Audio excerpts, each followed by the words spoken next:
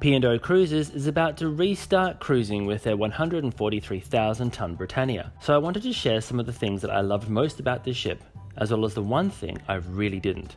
I'm Chris Frame and I write maritime history books, lecture aboard cruise ships and make YouTube videos about ocean liners and cruise ships. If that sounds like something you're interested in, please feel free to subscribe. I visited Britannia in 2019 when the ship was in Southampton, and I liked most of what I saw. The atrium is the first area I wanted to talk about. While it only spans 3 decks, which is smaller than many large ships' atriums, this space has actually got a point. It is surrounded by cafes, bars, shops and the glass house, making it more than just a thoroughfare, but part of the entertainment and meal offering on board. The most striking part of the atrium's design is a huge Starburst art installation that hangs from the ceiling. It extends down over 2 decks and is impossible to miss, so it definitely draws attention. At the forward end of the space, there's a spiral staircase that connects the 3 decks of the atrium. The spiral design of the staircase kind of reminded me of the staircase on QE2's double down room, though it's finished in a much less 1960s style aboard Britannia.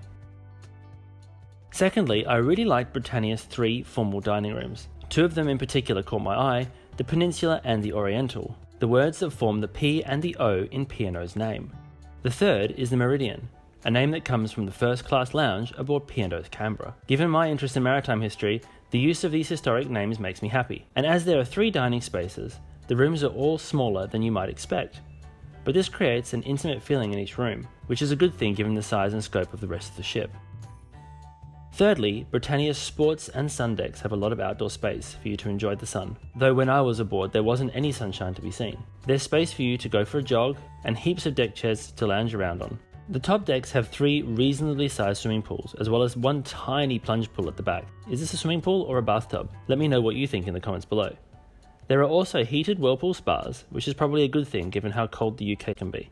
From the top decks, you can get a view of Britannia's 2 funnels, which were a bit of a throwback to the Canberra's famous twin smokestacks, though those aboard Britannia are much bigger and much boxier than Canberra's. Now, on the topic of deck space, this brings me to the one thing I really didn't like about Britannia. There's no boat deck. Despite the popularity of the boat deck or prom deck aboard P&O's older ships, Britannia has no true wraparound promenade. There's only a few very small observation nooks on the main deck, which is a huge downside if you enjoy a regular stroll on the boat deck during sea days. Fortunately, P&O doesn't have this problem on their newest ship, Iona, which does feature a proper promenade deck. Does the promenade deck matter to you? Let me know what you think. Brodies was the 4th thing I loved about Britannia. This is a spacious bar with a striking black and white floor and seating overlooking the port side of the ship.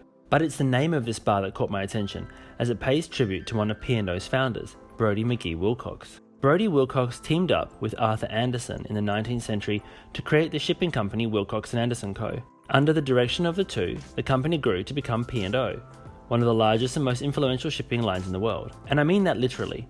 Back in the day, P&O had ships going to all parts of the world carrying passengers, mail and cargo. Arthur Anderson is probably the most famous of the 2 founders, as he was more entrepreneurial and enthusiastic with the media. But while many of the P&O Cruises ships have an Anderson's bar, Wilcox seems to have missed out, until Britannia. My 5th favourite part of Britannia is the Crow's Nest Bar, which continues a tradition from P&O's Canberra, where the forward-facing bar was named the Crow's Nest. This is a play on the lookout platform that many ships had on their masts, which was also called the Crow's Nest. Since Canberra, many P&O ships have had a Crow's Nest bar, but the bar was missing from Ventura and Azura, so it was nice to see it back aboard the newer Britannia. It is found at the forward end of Lido Deck, with views over the ship's bow. A large physical bar at the back of the room serves drinks day and night. So that's my top 5 favourite things about Britannia, but I'm keen to know what yours are. Have you visited the ship, or have you cruised aboard? Share your thoughts in the comments below. Thanks again for watching. If you enjoyed this, don't forget to subscribe to check out further videos. And if you're looking for more cruise ship information, check out my cruise ship playlist. And until next time, I hope to see you on board.